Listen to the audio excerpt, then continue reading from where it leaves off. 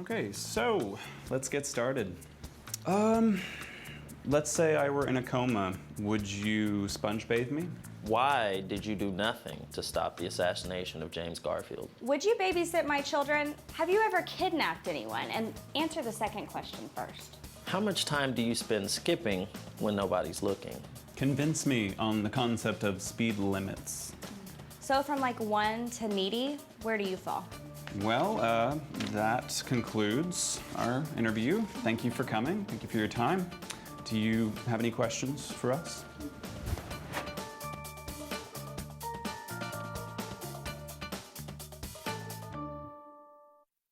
Everybody, I am not Phil. Phil is in another part of the world, eating different types of foods and hearing different types of languages. And he's asked me to finish a series on friendship.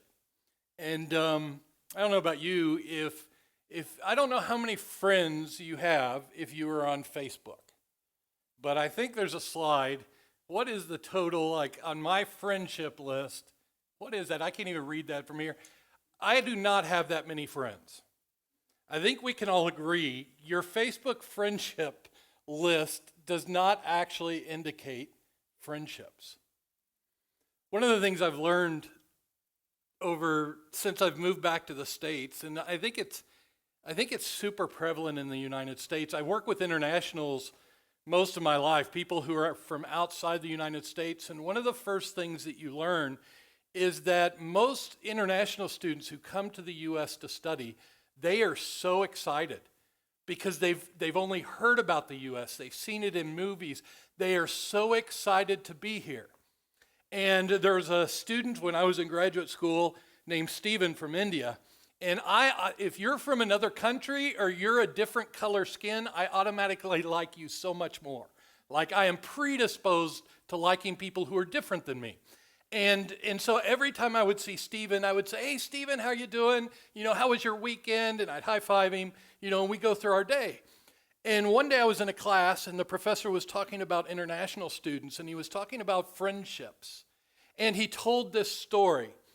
This man, my professor, worked in Africa for 7 years, and he taught at a seminary. And when he would go out into the bush and in the places, he had one man that was his translator, because there were different languages and he didn't know any of them. For 7 years, he worked with this man right by his side, working on lessons, working on sermons, working on everything.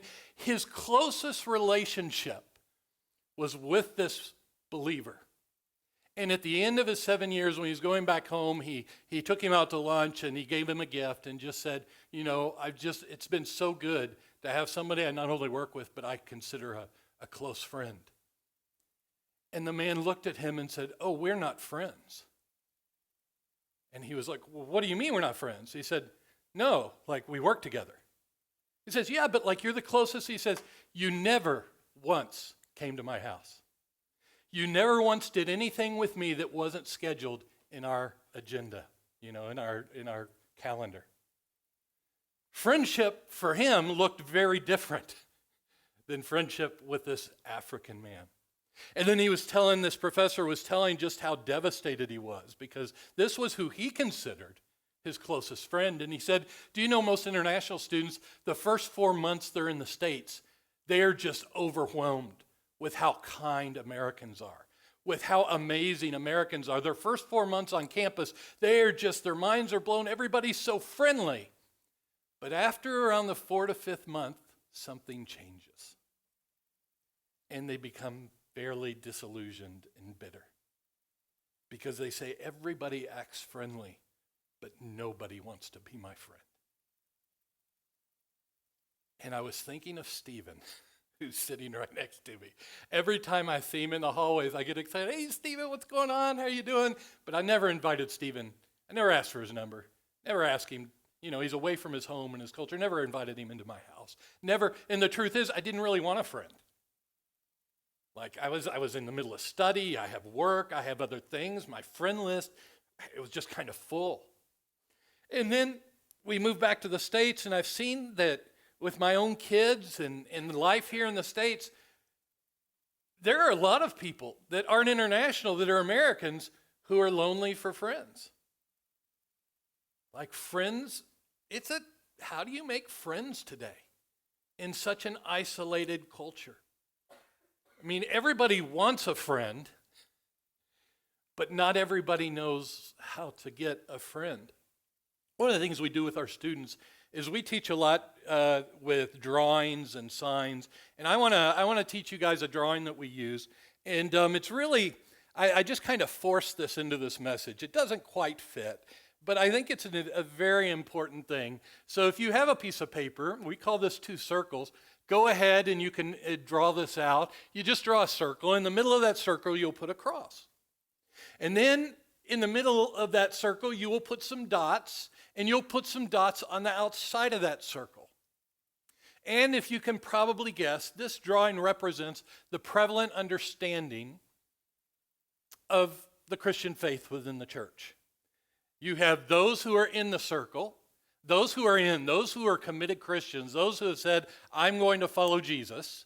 And then you have those who are outside of the circle, who have not made that decision, who are unbelievers. And this is a very important drawing.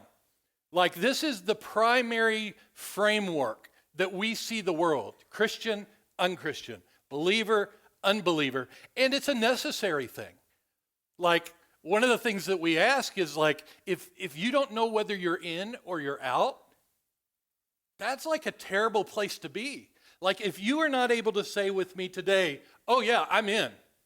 Like, if I were to die right now, straight to heaven, no questions asked, because Jesus died for me, not based on what I do. I can't do anything.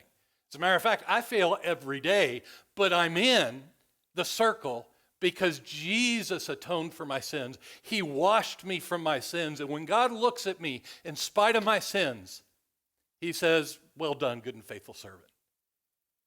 It's all because of Jesus, not because of me. This is a super helpful drawing. And I think there's a verse, I don't know if it's after this drawing or the next one. Yeah, look at Romans 5:1-2. Therefore, since we have been justified through faith, not through your works, you've been justified. God treats you just as if you'd never sinned, right? He justified you through faith. We have peace with God through our Lord Jesus Christ, through whom we have gained access by faith into this grace in which we now stand, and we rejoice in the hope of the glory of God. I am all about that first drawing. We need to know who is in and who is out. And when it comes to your friendships, one of the things that some of our small groups have done, we've started it in our small group, we made a list of all the people God has placed in our lives. We called it the list of 100.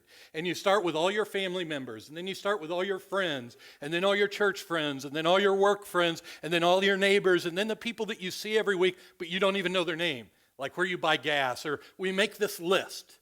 And what we say is, these are the people God has placed in your hands for the next 3 to 5 years. This is your list of 100 people, and God has placed these people in your hands. And one of the things we ask is, then you go through that list and you try and discover, are they in or are they out? Like, you need to know who in your list of people in your life have a living relationship with God and who doesn't. It's important to know. But if that is the only circle that we operate under, it causes problems. One of the problems with that circle is it makes us hypersensitive of tribalism. Like, who's in? Who's part of us? And we sometimes draw little circles within that circle who believes exactly like we do and who thinks like we do according to everything. And you have this series of concentric circles. So if you only operate with that, I think it does a disservice. It creates walls instead of bridges. Right? So the second circle that we teach our students is kind of the same, but it's a dotted circle. And it's the same circle. Jesus is in there. But then after they draw the dots, we say it doesn't really matter in this circle whether they're in or out. People within the circle are either walking toward Jesus or they're walking away. And there are people who are way outside the circle who are walking toward Jesus. And yet when you see them, just unbeliever. One of the things we had our students do our first year, and I wish we would have done it this year, and we haven't. We send them to the University of Tennessee. Most of our students in our gap year program, half are college grads, half tend to be high school grads. So they're really young, the high school grads. We send them to UT campus to interview students and do a 3-question survey.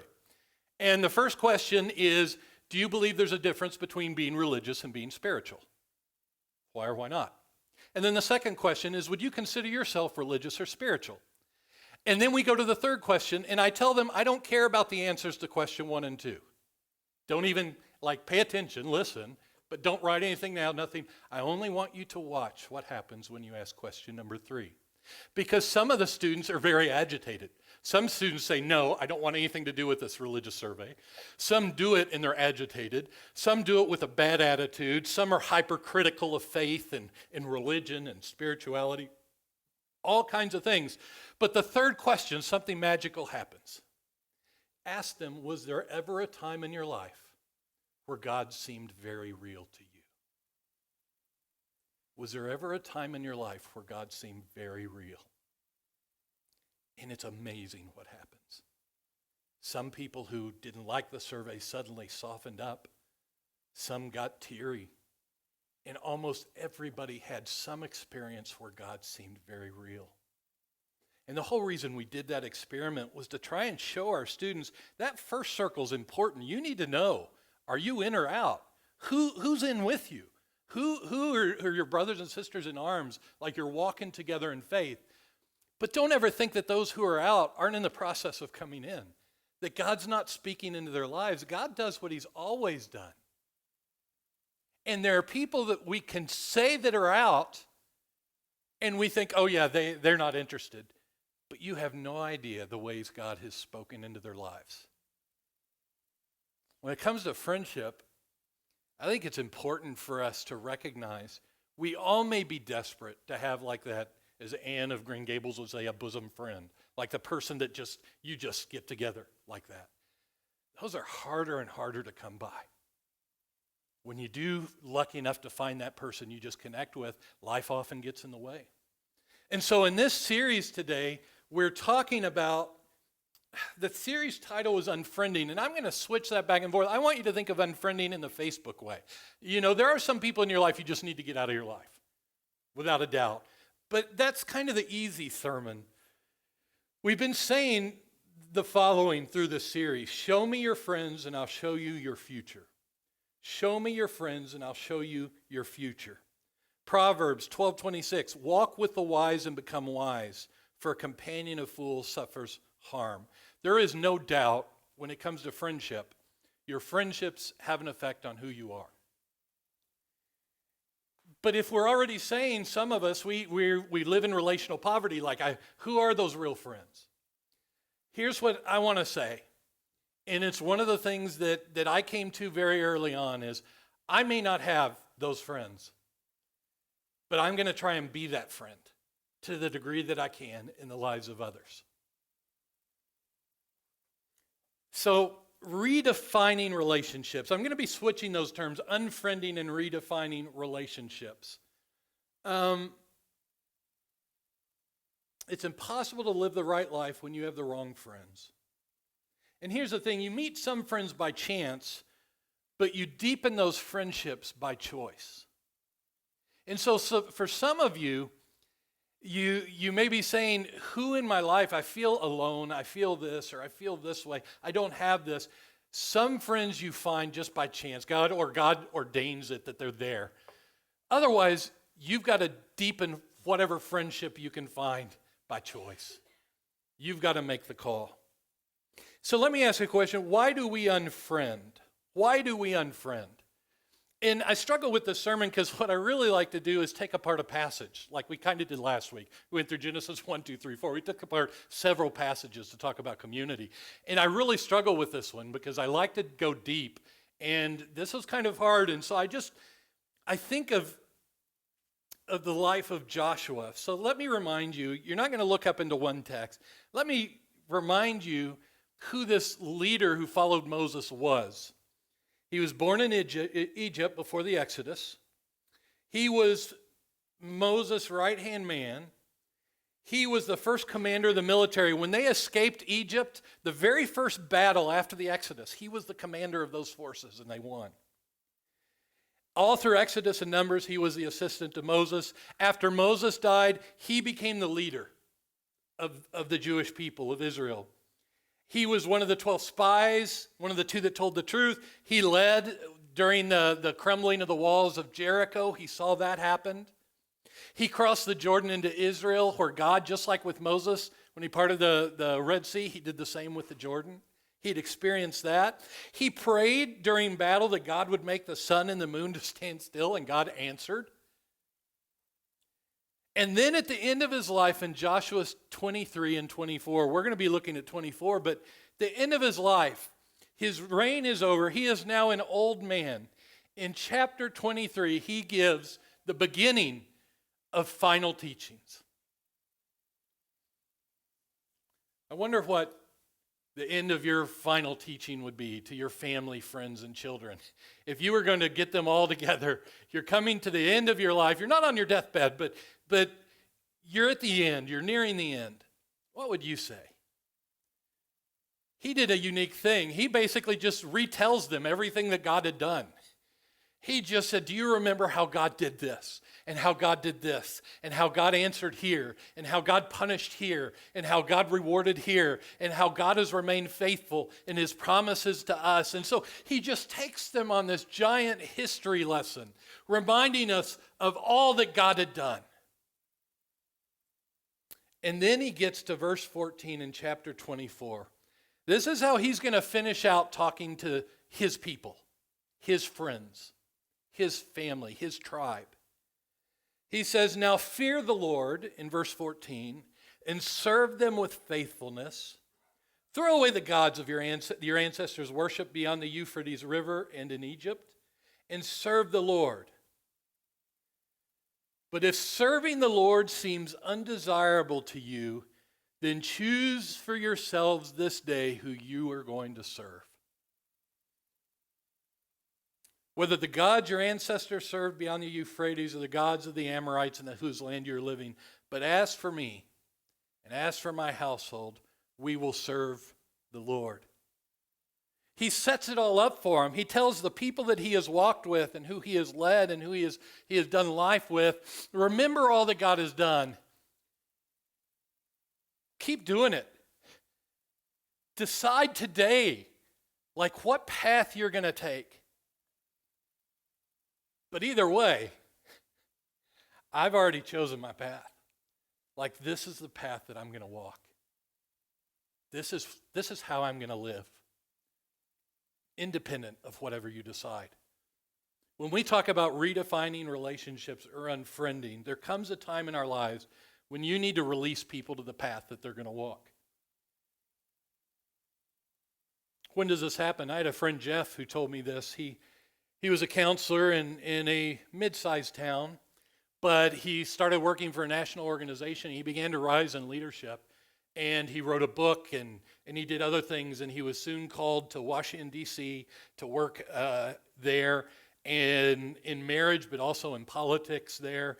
And I remember meeting with him, and I just kept telling him, man, you are destined for more than, what you're doing here, which is great. But man, this, and he told me one of the sweetest things that one of his good friends did was called him out to lunch. And the friend said, man, Jeff, you're one of my closest friends. But God is doing something in your life, and he's taking you places you need to go. And I just want you to know I release you from our friendship. I'd never even heard of that before. It doesn't mean that they're not friends. It's just this friend knew, like, man, God has you on a path that right now, like, I don't want you to be tied to trying to maintain what we have now. I understand that you have a path, and I have a path. And right now, I want you to be able to walk into that in freedom from those responsibilities, at least with me.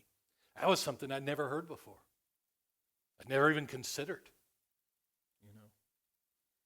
I think of another family. When we went to Ecuador, we were in a city of 4 million, and in our part of the city, there was maybe 2 million people, and there were only like 10 white people in that whole area. So every time you walked outside, like everybody stared. The prices, no matter how long you lived there, how well you spoke Spanish, the prices would double. Like it was just, you were always, in that. And we were with 5 other families that we worked with on our team, but one family we were super close with. Like, it was like that. And we were always going to their house and we were having fun.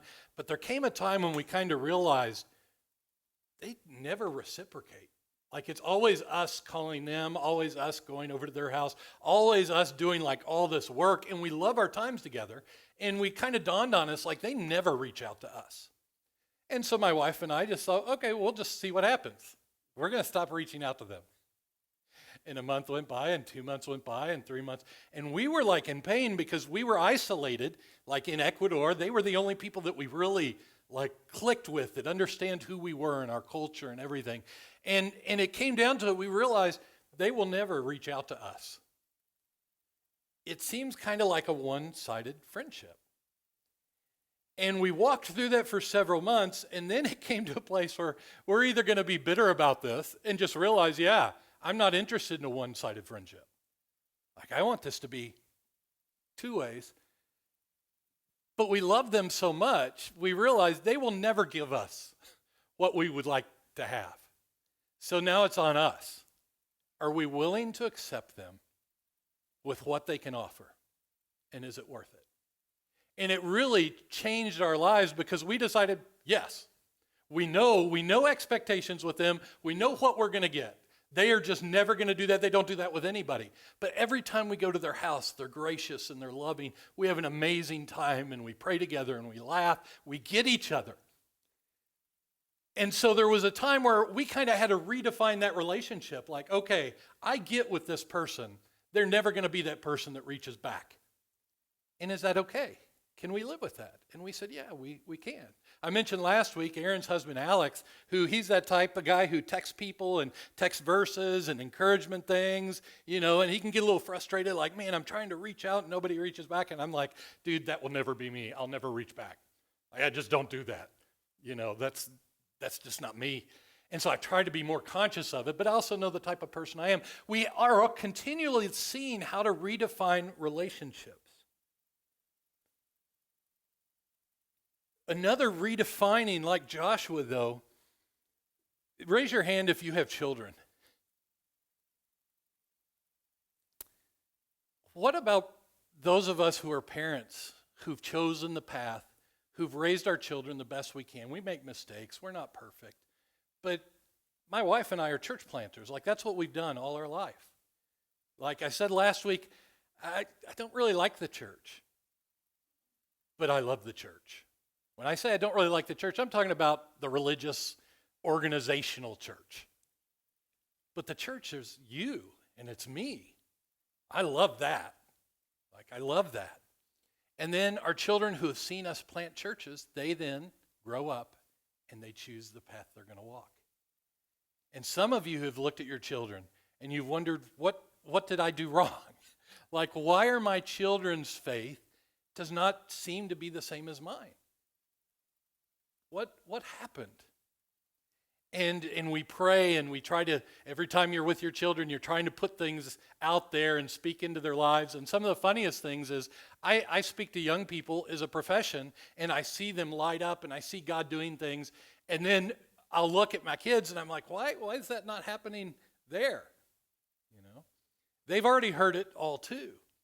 And there comes a point when you realize, man, you guys, kids, you have seen, my kids could tell you all the ways that God has spoken in our lives over the years, all the ways he has been faithful. They can testify. My oldest son, he knows that as missionaries we never had enough money and we were always struggling. So he's like, that's not going to be me. And he is working hard and he is saving. And he wanted to sit down with his mom and I to talk to us about our budget. Right? And I'm sitting there like, oh gosh. And so we go through those things. He says, you need to be here, and this is what you need to do. You need to find another $1,000 a month. Like, that's what you need to find. And I'm like, okay, well, I could try to do this. I could cut this out. Within 7 days, Nisha was asked to help with the church for a small offering, every month.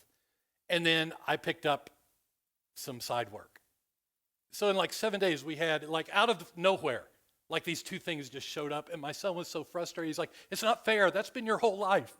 It's been your whole life. You have this need and God shows up. I'm trying to be disciplined and I'm trying to teach you to be disciplined. It's just not fair. He can talk to you about what God has done in our lives.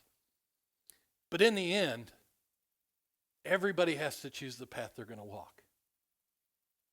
In the end, sometimes redefining relationships, even with your children, is basically doing what Joshua did. Hey, remember this, remember this, remember this, remember this. Man, I'm getting older now. This is the path I've chosen. And I'm not moving. This is where I'm going. And I want to encourage you to do that as well, but that's on you. I think that's one of the ways we redefine relationships. One of the things that we've had to learn with our kids is and they tell us, and our kids are at different places. Daniel's a missionary. They call him the golden child. The other three are in different phases of their faith and what that is fleshed out like. And all of them would say, man, God has spoken in your life and moved. But at some point, Nish and I know we need to just stop trying to continue to tell them how they should live their life. They already know our lessons. They already know what we believe. We don't have to hammer them all the time. At some point, we just got to let it go and let it in God's hands. And that's kind of what Joshua did. He still had years to go, but he released them. And there comes a time in our life when we need to do that. It doesn't mean we stop caring. It doesn't mean we stop praying. It doesn't even mean we stop obviously interacting with them, but it does signify a recognition before God that we cannot assume responsibility for somebody else's decisions. We can't. So there's that type of life of Joshua where he redefines the relationships and he gives people over onto the path that they're going to choose to walk. But he's declared, this is the path I'm going. I'm not changing. It's now on you guys. And I think doing that allows us to accept the peace of God by releasing people into his hands.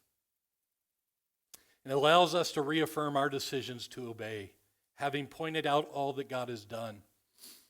Sometimes this type of release is more about us than about them.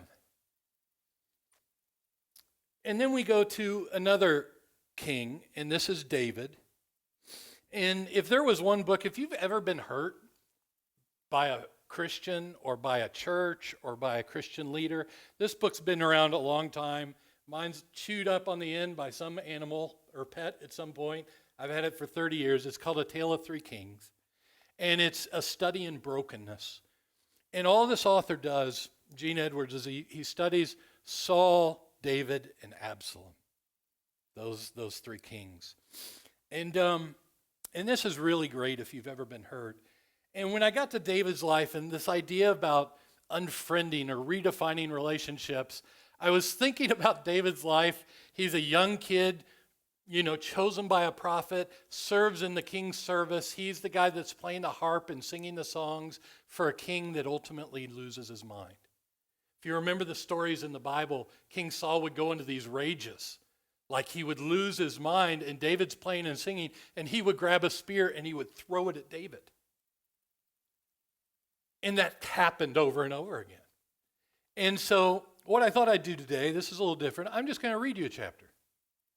All right, I'm going to read you a chapter. This is what he says.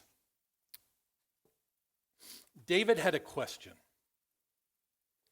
What do you do when someone throws a spear at you? Does it not seem odd to you that David did not know the answer to this question? After all, everyone else in the world knows what to do when a spear is thrown at them. Well, you pick up the spear and you throw it right back. When someone throws a spear at you, David, just wrench it right out of the wall and throw it back. Absolutely everyone else does, you can be sure.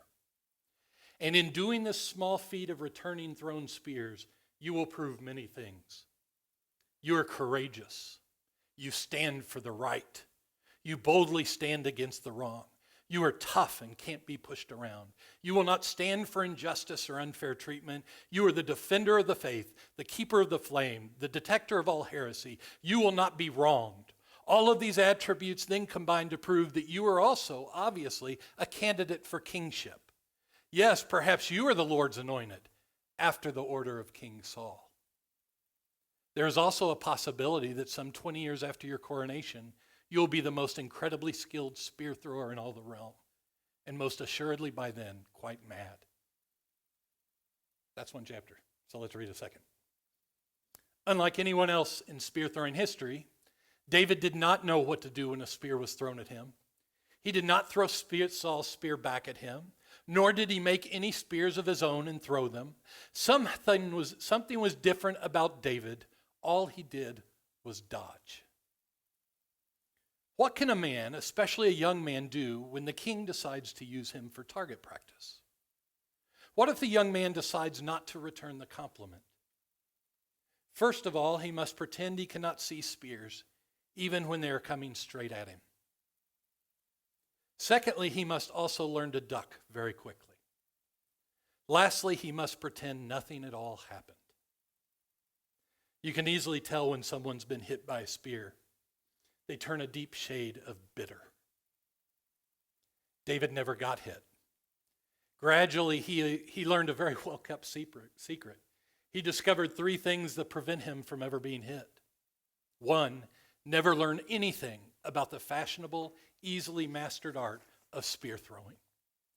2, stay out of the company of all spear throwers. And 3, keep your mouth tightly closed. In this way, spears will never touch you, even when they pierce your heart. David stayed in that situation. He didn't create an uprising saying, God has anointed me to be the king. He didn't speak badly about the king. He dodged spears until he realized this is not working. And with the help of Saul's son, he escaped and he left. And when he left, he didn't recruit an army. Some people followed, but when he left alone. There are people in our lives that, like Joshua, we need to redefine those relationships. We are too invested in certain relationships. We are codependent in certain relationships. We allow other people's lives to continually sabotage our own. And we need to redefine what that relationship looks like. But there are some friends that you have, like David in this case, where you're not just saying, hey, you do your thing, this is the way I'm going, like Joshua, where David says, I can no longer walk in harmony and live in harmony with this person. And you leave. The hard thing is, how do you do that when it's somebody you care about? How do you do that when it's a friend who may not be the best friend for you, but they're one of the few friends you have? But I will say that the sermon series is right when it says, you show me your friends, and I'll show you your future. Like, your friends have such an impact in your life. There comes a time in your life when you need to release people so that you're not continually being dragged into their battles or stumble with them into sin. When David left, he left alone. He didn't try to battle. He didn't try to win. He left. So what are some of the lessons on this redefining and unfriending? The first one is, I will not allow you to distract me from my walk with God. I will not allow any one person in my friend list to be a person in my life that is a continual distraction from God. And I say that easily, but when it's a family member or when it's somebody that you care deeply about, it may not be a physical separation, but it is a hard thing to do, but to mentally redefine and to release them. Some of it is just letting God be God and saying, God, take this. I can't live with the pain of this. I need to release them to you. I still care about us, still love them, but I'm not going to allow them to distract me. And then the second thing is, I will not allow someone else's sins to become my own. I don't know the situation that you live in. Maybe you come from families of dysfunction, and you've already learned some of these things, like how do I distance myself from family members, right? How do I distance myself from unhealthy relationships? As much as we don't like it, I think it's it's what we're supposed to do. We're supposed to be distinct, you know. And I think you can re-engage from a healthy place at different times and different moments. And I certainly believe prayer will do it, will help. But I also want to speak to this because Jesus was known to be a friend of what? Sinners. He was called a drunkard and a glutton, right? Because he hung out with them. Now, kids, in our program, we teach about this all the time. We teach about our mission to go to those outside the circle, right? And we see it say he is in secular film and music. He's there if you look for him. God is showing up, and you need to look for those things. And all they take generally is, oh, we have permission to listen to whatever we want. That's not what we're saying. When it said Jesus is a friend of sinners, he didn't just hang around sinners to hang around sinners. He did so with a redemptive purpose. And no matter the barriers that we put up, the level of friendships and the closeness of people we allow, some people to come further in, some people need to be further out. What we will not do is stop loving people, whether they're in or out of the circle. You know, Jesus was a friend to sinners because he had a redemptive purpose to play in their life. And there will be friends of ours that we do need to keep at an arm's distance. But obviously, we still pray. And if they're open, we respond. You know, I don't know about your circle. I don't know who may be in your life that you feel like this is not healthy and I need some boundaries. If that's the case, then speak to somebody here at church about that so it's not just you. You know. And if you're friend deprived, if you're experiencing relational poverty, relational poverty, you may not have the friends you want, but there are a lot of people in this church who need friends. And it starts by just determining on your own, I may not find somebody who just pops into my life who's going to be that friend, but I am going to demand to be in their life. And that's one of the things I said last week as an introvert. I'm pretty fine on my own, or so I think. But there's a reason I get involved in different small groups. There's a reason I insist on being engaged in the church. It's because I need it. I need friends. And if it's not going to just fall out of the sky, I'm going to make it happen in some way. I hope that Life Church is a church that you will not just attend, but a church where you say, I am going to fight for community. I'm going to fight for friendships. And I'm going to determine who is speaking into my life in a healthy, positive way and who I need to unfriend or redefine what that relationship looks like. The great thing is that we are never alone, and God is always with us. I'm going to ask that everybody just stand. I'm going to ask the worship team to come up. And I want you to close your eyes, and we're going to take a minute before I pray. And you may have a friend in your life. We talk about those who are in or out of the circle. I'm just going to ask that the Holy Spirit would bring one of those people who would be in your list of people who are in your life, whether they're in or out of the circle, that you could pray for this morning.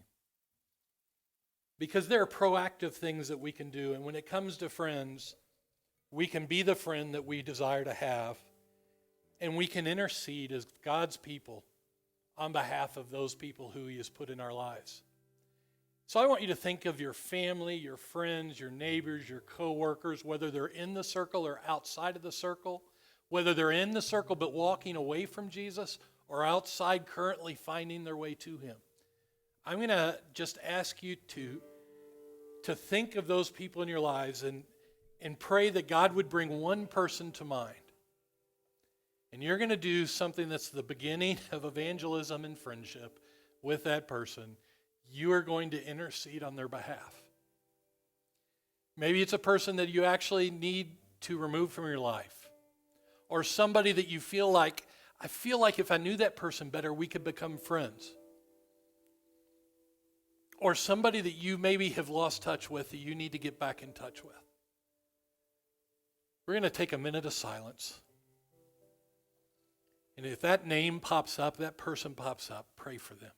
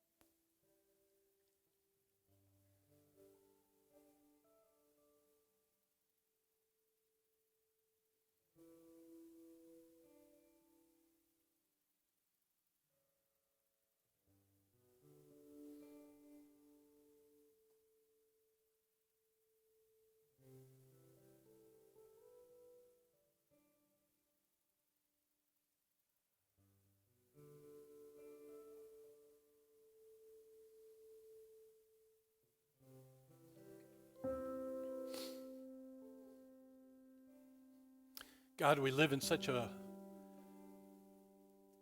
difficult time with broken relationships. There are people, even in this building, who long for deeper relationships. We're not great at making friends or being friends sometime, or we feel like our friendships are one-sided. There are people who are in our lives that maybe we can't eliminate because they're family. But God, we need to be a people who are resolute, a people who are determined to love all people, but to be wise with who speaks with the loudest voices in our lives. We ask for wisdom as we consider those who we need to redefine those relationships. And I pray that you would help us to learn to trust you with our relationships. Lord, I am so grateful to be part of a church that has a real loving spirit. It's a place where we can come together. And Lord, help us be the friend that we need to be to the people in our community. For the small groups, Lord, I pray for strengthening of friendships. And Lord, if there's people here who have been coming and they still feel disconnected, I not only ask that you put people into their lives in a special way, I pray that you would just give them a stubbornness and a ferocity to insist, to break the doors down, to join in what we do, to maybe be the friend that they so desire. Because that's what you did. When there was a broken relationship, you sent Jesus to do what we were incapable of doing. And that's the church we want to be. Amen.